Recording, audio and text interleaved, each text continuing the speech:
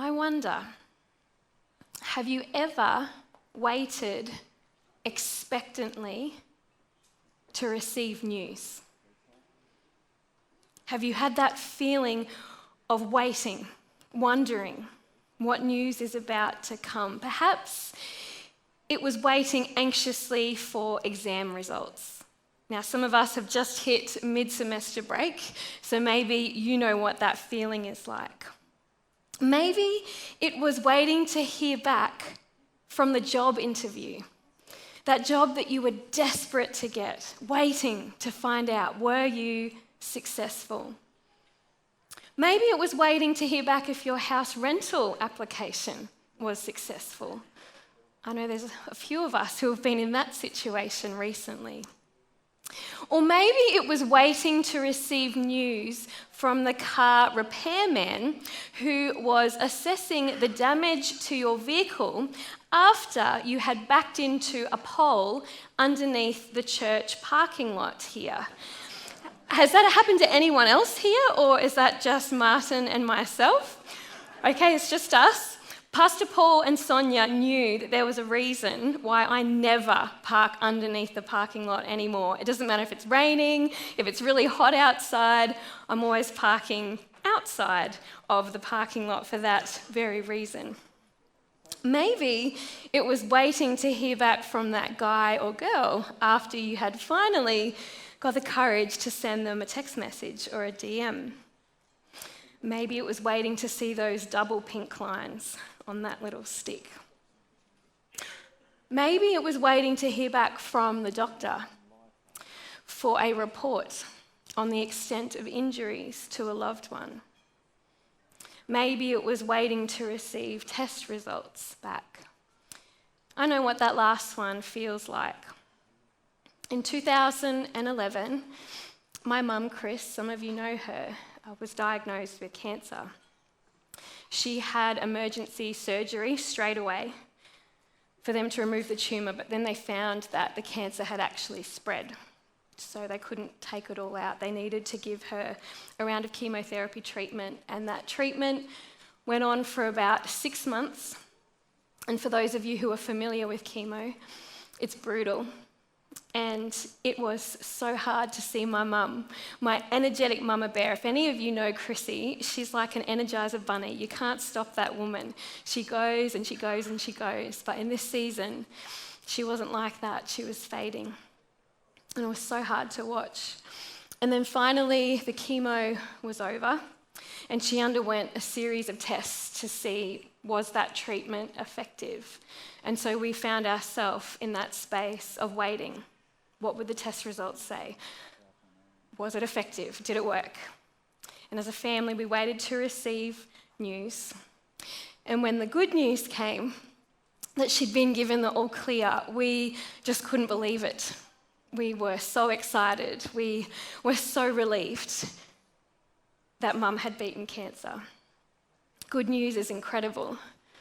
But for us, the story doesn't end there, because the cancer actually came back a few years later. It was in a different place this time, a different form. They thought it wasn't connected to the first one. And this time the prognosis wasn't so good. So while they could treat the cancer, it wasn't a curable cancer. And so Mum had to make the decision, does she go through this process again? She knew it was going to come back. And she did. Mum went through the chemo again. It wasn't the news that we were hoping for, but she was such a trooper. And I just have so much respect for my mum. She was so strong. And I think the thing that really kept her going was knowing that Martin and I were getting married in a few short months. And she was determined to be strong enough to be there at the wedding. And one of the main things she said, she wanted to be able to eat the food. She wanted to be feeling well enough to eat the food. And so she went through that chemo again. And then finally, just around the time that Martin and I got married, she was declared that she was in remission. And she was well enough to eat the food and to be at the wedding. And she had a beautiful, shiny wig on, and she looked amazing. And it was so incredible to see our mum standing there. It's been 7 years now of being in remission. It's the same amount of time that Martin and I have actually been married. So we celebrate that today. We live in the reality that the cancer could come back at any time. We're hopeful, but still we wait. We wait. And I wonder, is there anyone here today who's in a season of waiting? It can look so different for each of us, but I wonder, is there someone here that is struggling with uncertainty, someone who is struggling to know what is the future going to hold? What is next for me? And I wonder, is this how the disciples felt after they witnessed Jesus' death on the cross? Is that how they were feeling as they spent those tedious hours struggling with grief and uncertainty? They had seen Jesus died. He was now resting in a tomb on Easter Saturday. And some 2,000 years later, we actually have the privilege of hindsight. We know the good news. We've seen that play out on video this morning. We've heard the story that Pastor Caitlin shared. We know because we can look back and see, but for the disciples at the time, they were in the dark. Despite Jesus telling them over and over what they could expect, he told them that he would rise again, but still it just didn't make sense to them. They couldn't comprehend it, and so they would have been struggling, wrestling through all of those emotions, not sure what to think. And just like those disciples, we wait to see God's hand in our lives. We wait to see how he will move, if he will move. We wait for the miracle. We wait for that breakthrough. And yet, despite the challenge of waiting, despite how difficult it is to wait, there's also a surprising invitation that can be found in the waiting. And I'd actually love to share this unexpected invitation with each of us today as we reflect on the significance of Easter this weekend. And so I'd just like to take a moment now. We've prayed together this morning, but I'd like for us to really welcome and invite the Holy Spirit to speak to us afresh today. So join me as we pray for a moment. Father in heaven, here we are with all of our stuff, with our struggles, with our wrestles, and we wait. And God, we invite you to speak to us today. Speak to our anxious hearts. Speak to our grieving hearts. May we know that we serve a risen God, that you love us, and that you have a special message for us today. We ask these things in your mighty name. Amen. It's very easy to get overwhelmed in the waiting. I know I get overwhelmed when I have to wait for something. But while we wait in the uncertainty, we are actually invited to place our prayers yet to be answered and our hopes, our dreams yet to be realized at the feet of Jesus. We are invited to lay those things down, to lay down our worries and to abide in his presence. And so this is the paradox. This is the interesting thing about waiting. In the anxiousness of waiting on one hand, there is also a beautiful invitation to rest. There is anxiousness in the waiting, and yet there is an invitation to rest. In Exodus 14, we find Moses and the Israelites standing on the banks of the Red Sea, waiting for God to act. It may be a familiar story for many of us. The Israelites had just escaped Egypt. Their enemies were chasing after them, and now that expanse of that great sea lay before them. And the people of God waited in terror, anxious to see what would happen. And then we read these astonishing words in verses 13 to 14 of Exodus chapter 14. This is what God says: "Do not be afraid. Just stand still and watch the Lord rescue you today. The Lord himself will fight for you. Just stay calm." It seems almost comical, absurd even, to be told to stay calm in those situations. If there's something that riles me up, it's being told to be calm when I'm feeling stressed. Those Israelites were facing certain death and destruction. The enemy was coming. It seemed like there was no way out, and yet God told them to stay calm and to be still because he knew what he was doing. He spoke directly to their circumstances. He wasn't unaware. He wasn't clueless. He knew. And he actually invited them to wait and trust him. He invited them to surrender their fears, their worries, their own thoughts of action, of how they were going to get out of this situation. And he invited them to wait on his command to move. And in a time of waiting that made no sense, they were invited to enter a time of trust and of stillness, to stay calm, a place of rest before he revealed what he was about to do next. And so I wonder today, on Easter Saturday, 2023, this is where we find ourselves, and I wonder as we reflect on the fact that today was the day that Jesus lay resting in the tomb, I wonder, are we being invited to enter a time of stillness and of trust in our own lives?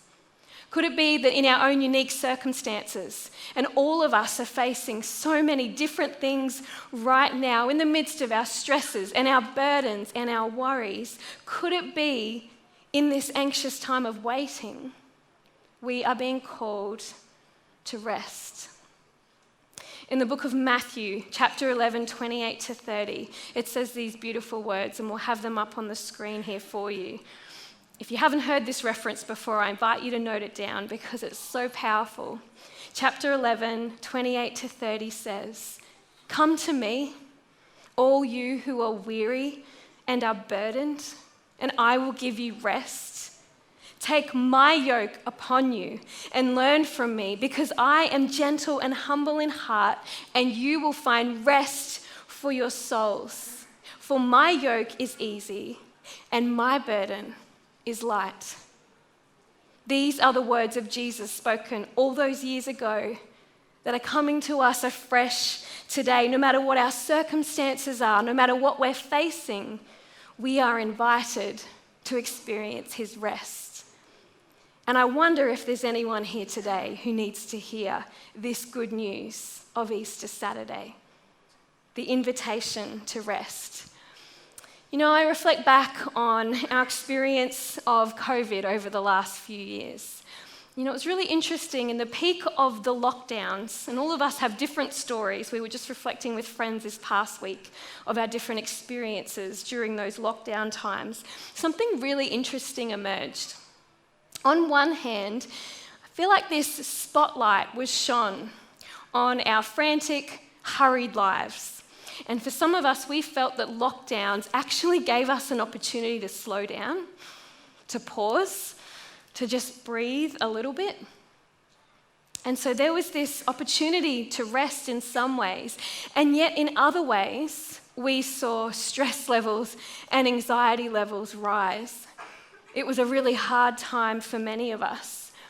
And now we find ourselves somewhere in this new normal. We're more aware of how crazy life was pre-COVID, and there seems to be in society this desperate desire to slow down. We're hearing so many messages of the importance of rest, of taking time. We've got this on one hand, but on the other, we are more anxious than ever as we're trying to navigate the changes and as we are trying to adapt to this ever-changing world that we find ourselves in. So where does that leave us as we live in the middle of the awareness of needing to slow down and yet being more stressed and anxious than ever?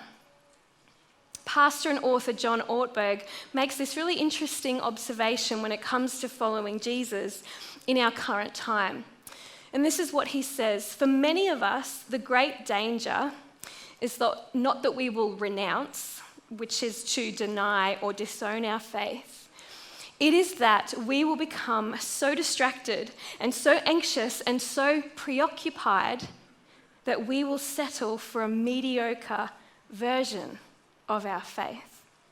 We will just skim over our lives instead of truly living them." And I don't know about you, but I have been guilty at times of just skimming over my life, of worrying my life away, of being so full of anxious worry and feeling overwhelmed that life is just passing me by.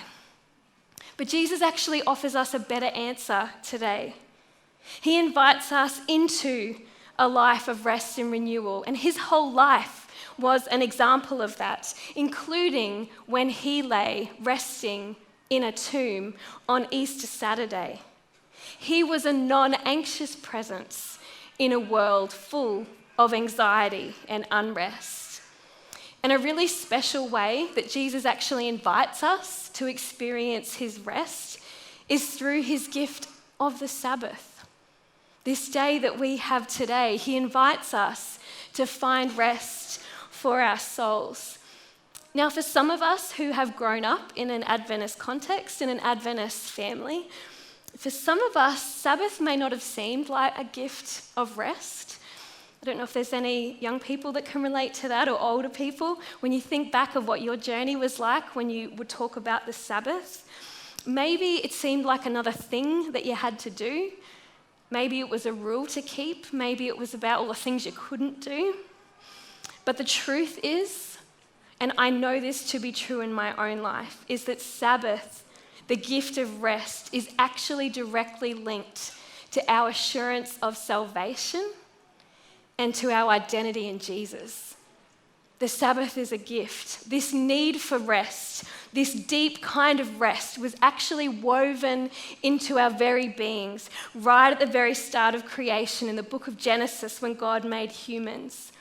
And after he made humans, the very next day was a day like no other. God didn't create on the seventh day. Instead, God actually celebrated with rest. Isn't that incredible? Our very first day as human beings was not about what we did, but about who we were and who we were with. And so God gave the gift of Sabbath rest to humanity as a celebration of our identity and our purpose. Sabbath gives us hope. Sabbath gives us a promise. As the sun goes down on a Friday, we remember the God who loves us, who created us, who redeems us, and who is with us every minute of every day.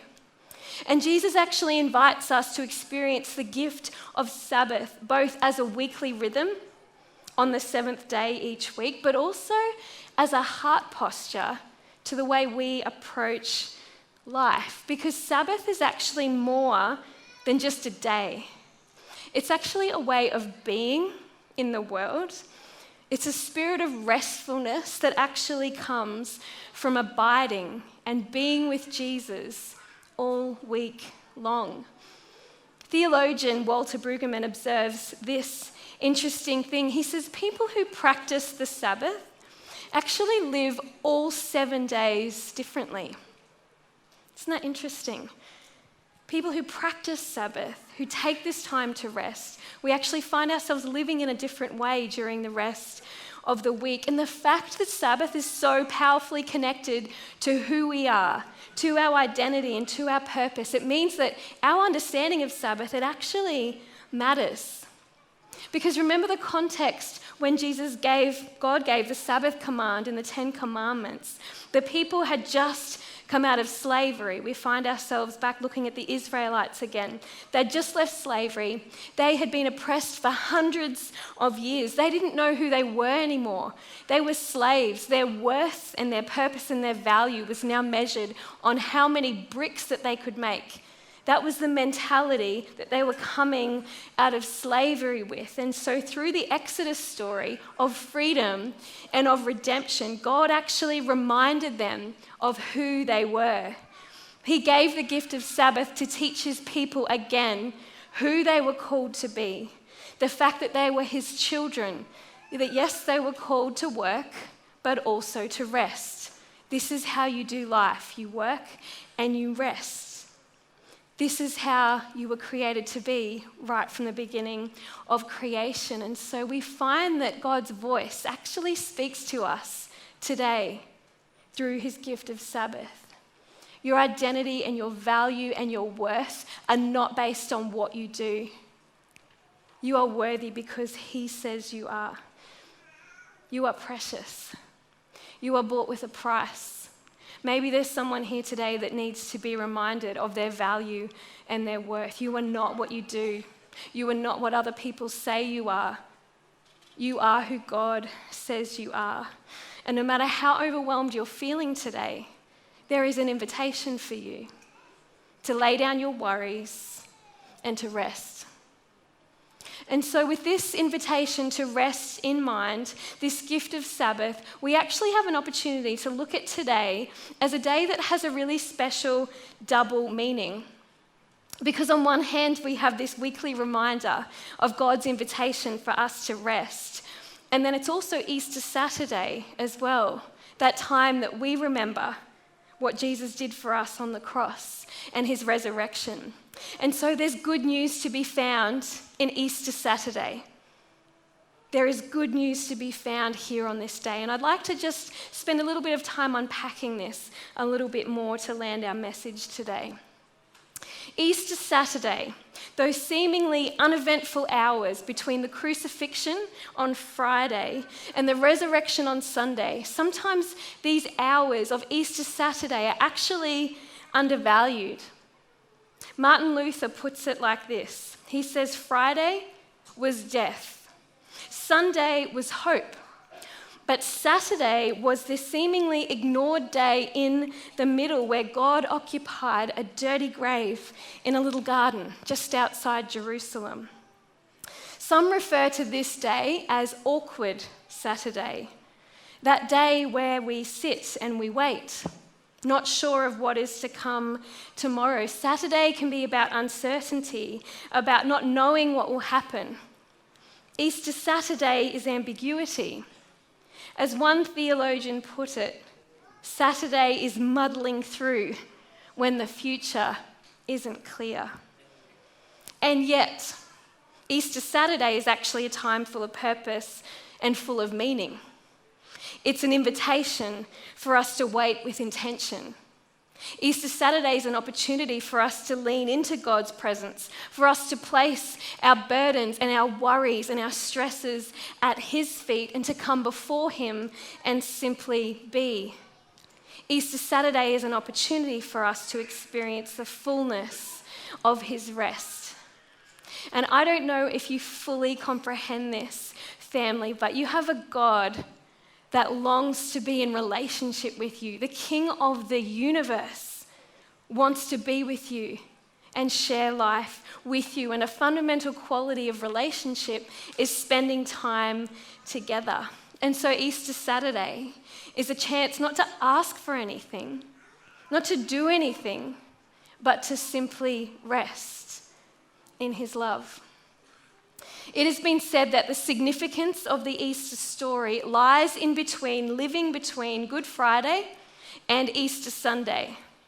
Good Friday is about trust, and Easter Sunday is about hope. And so Saturday is where we meet in the middle, and that's that transaction between trust and hope. So much of our faith as Jesus followers is a Saturday faith. And so it's interesting that the usual approach to Easter weekend, we look at Friday and we look at Saturday through the lens of Sunday. From over here, we look back at Friday and Saturday through Sunday. And by that, I mean it's kind of the way you may, if you watch scary movies. I don't like watching scary movies. I have terrible dreams after. But it's kind of like watching a scary movie that you've already seen before. The first time, it's really scary and you're on the edge of your seat because you don't know what's about to happen. But it never ever has that effect when you watch it again because you know what's coming. You know how it ends, and so you will never experience it again like you did that first time. And so consequently, we won't experience Easter Saturday the way the first disciples did. We have the beauty of hindsight. We look back, but they didn't know what was going to happen. And so I'd just like to spend a couple of moments looking at what happened on Easter Saturday all those years ago to see the difference that it might make for our lives today. And we will have the verses on the screen, but I invite you to look it up for yourself. If you've got your Bibles with you, pull out your phones. And we're actually going to look at Luke 23 and to see what we are invited to enter into here. Luke 23, verses 52 to 56. So we're in the New Testament, Matthew, Mark, Luke. Here we go, Luke 23, 52 to 56. And it starts off here saying he.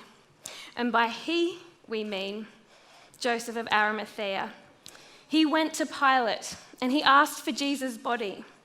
Then he took the body down from the cross and wrapped it in a long sheet of linen cloth and laid it in a new tomb that had been carved out of rock. This was done late on Friday afternoon and the day of preparation, as the Sabbath was about to begin. Verse 55, as his body was taken away, the women from Galilee followed and saw the tomb where his body was placed. Then they went home and they prepared spices and ointments to anoint his body. But by the time they were finished, the Sabbath had begun, so they rested as required by the law. Here we see that after the traumatic events over the past 2 days, Jesus now rested in a tomb, battered, bruised, bloodied. His body now lay in stillness. Wrapped in a cloth, he lay in the tomb. His work was complete. All that was necessary for the salvation of the entire human family throughout history had been accomplished. In Jesus, all the temple rituals, all the drama, all the ceremonies had finally found their meaning and fulfillment. And we see the curtain was torn apart, and Jesus knew that mission was complete. Earlier that day, we heard Jesus yell out from Calvary, "It is finished." And he gave up his body into his Father's hands. He gave up his spirit. The eternal gospel, the good news of salvation, was finished and completed on the cross. And so now Jesus could rest. You know, it's interesting. If only he could have known what the disciples were doing while he was there resting, I'm sure he would have smiled. The women from Galilee that loved him so much, it says in the text that we just read, they now busied themselves. They were anxious to get everything ready to give him a proper burial. And it says that they began to prepare for him. They raced against the setting sun before Sabbath came in, and they carefully mixed their spices and their ointments. You can just imagine how frantic they were to make sure they got this done before Sabbath.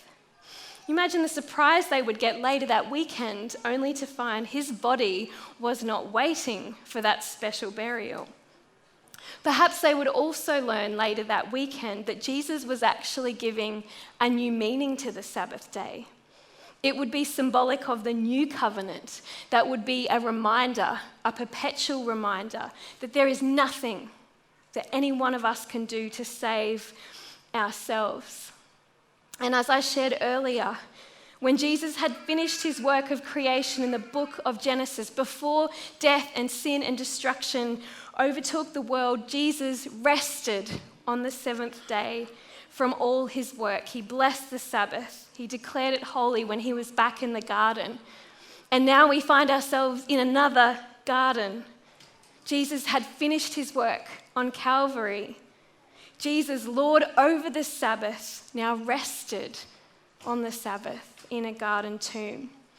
And so Jesus' promise of rest still stands for us today. It's been available since the beginning of creation.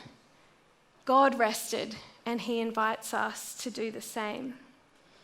And so because Jesus completed his work of salvation, we can enjoy Sabbath rest. And so Easter Saturday today is actually a reminder of Jesus' completed work on the cross and the invitation for us to find rest for our souls, all you who are weary and burdened and heavy laden.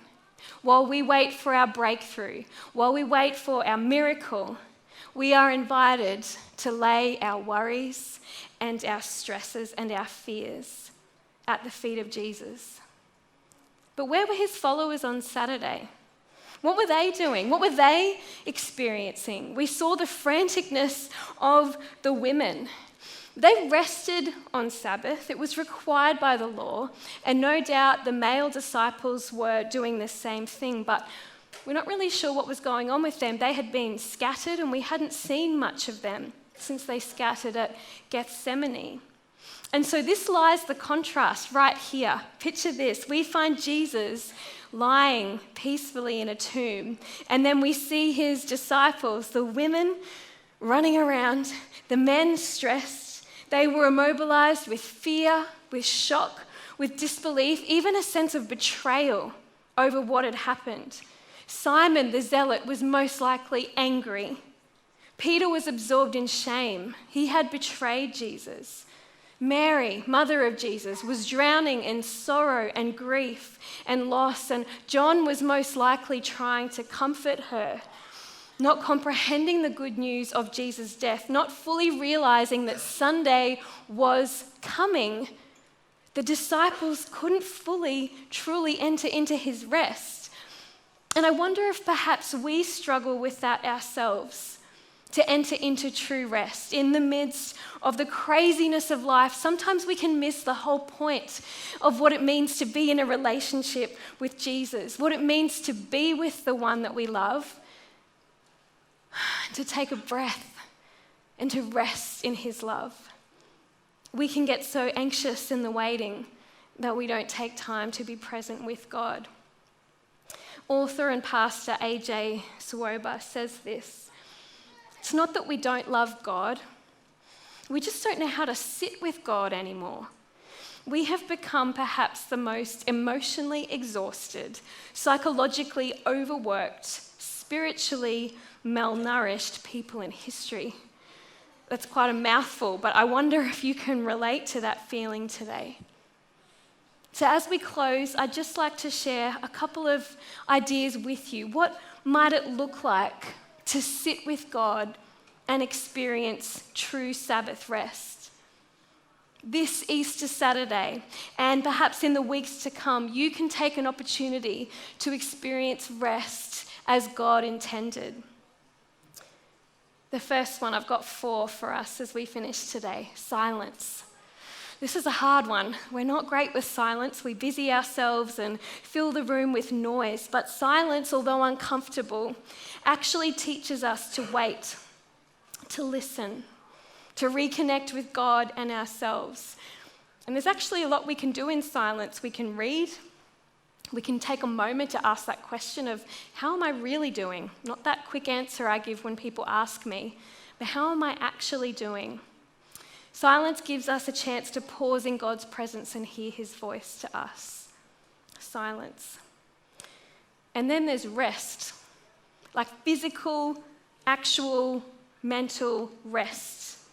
Rest that provides renewal and healing for our bodies. Rest in this form actually gives us an acknowledgement of our limits. We can't do it all. We weren't created to do it all. We're reminded in the rest that God is enough and that we're enough in him. Number 3, retreat. And all sorts of things can come to mind when we think about what it means to retreat.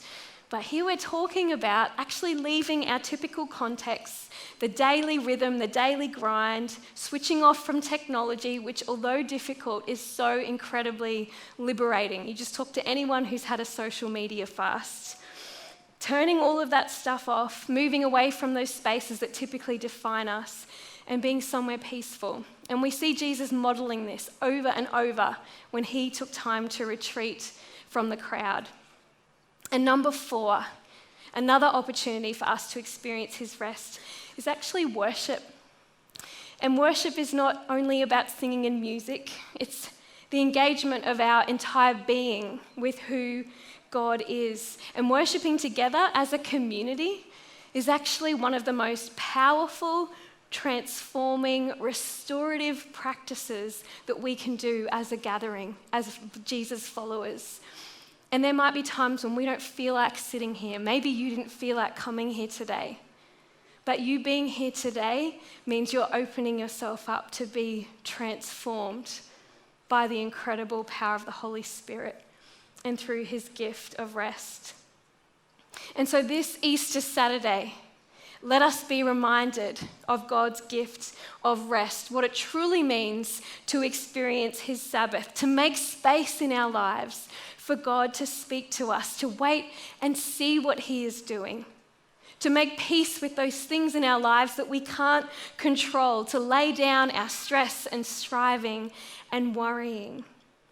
Because Jesus has completed his work of salvation on the cross, our future is secure in him. Because of his completed work, our future is secure.